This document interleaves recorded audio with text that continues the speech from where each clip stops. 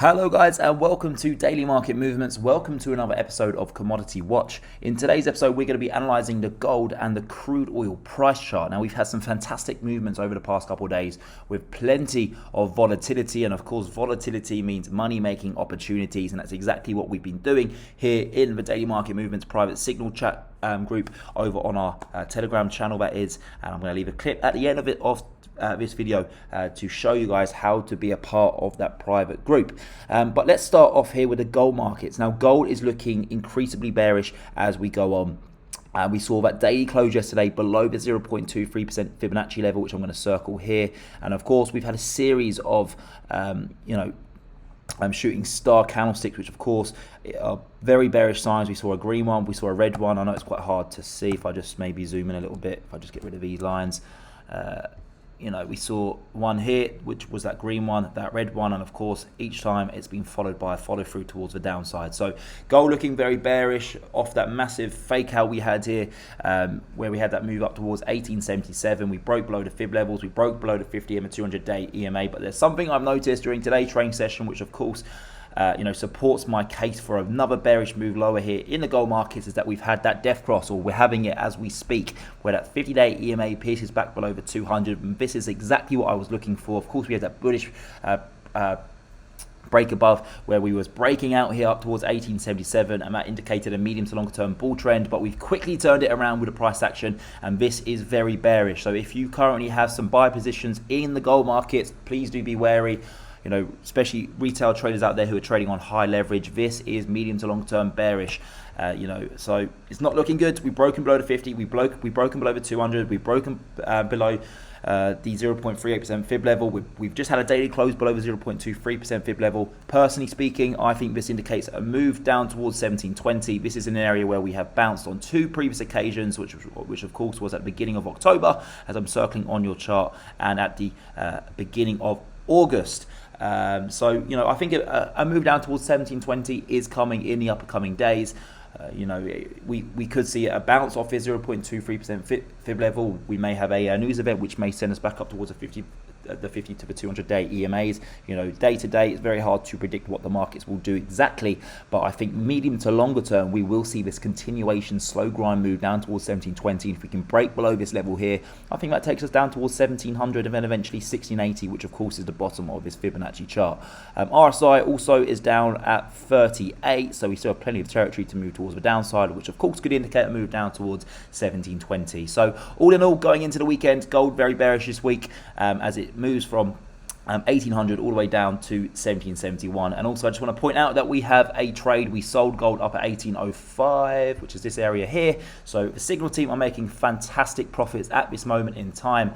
Very pleased with that short position that we opened, and if you would like to join that signal team, then please just watch the end of this video where I do show you how to be a part of our great private channel group over on Telegram. But moving over to the crude oil markets now. Crude oil, we had a fantastic technical movement yesterday. We broke below this 0.23% fib level. It looked very, very bearish at one moment in time, but we bounced off I think this support here. We didn't actually get as low as the bottom of this fib chart. But we've managed to close back above this 0.23% Fibonacci level, and it looks to me that we will go and target that 200-day EMA, which is sitting just underneath $70 a barrel. It's very important that we regain that $70 level due to the fact it's a large psychological figure, and I think once we are above 70, that's where we can then go and target the 0.38, the 0.5, the 0.61% fib level, and of course we have that 50-day EMA. But don't get me wrong, crude oil has got its work cut out if we are to go and trade back up towards those swing highs up at $85. I think medium to long term it will. Again, day to day it's very hard to predict what the markets are going to be doing. But I think on Friday ultimately we really oversold here, where we saw that fall from $77 all the way down to 68. And then in the past couple of trading sessions, all this noise here is just a series of overselling, overbuying, overselling, overbuying, just so that crude oil can find that balance point. And then once we do find that balance point, that's where we start to see more technical moves up towards the upside. So that is my full anticipation here for the crude oil markets. And if you're a retail trader, you really need to be trading with really long stop losses or take profits, especially when you're trading during volatile times like this. If you have tight stop losses, they're going to be triggered. And I'm sure that there's many traders out there watching today's video thinking, yes, I lost money in this area here. And that's because, you know, it was highly anticipated when we had that huge sell-off on Friday.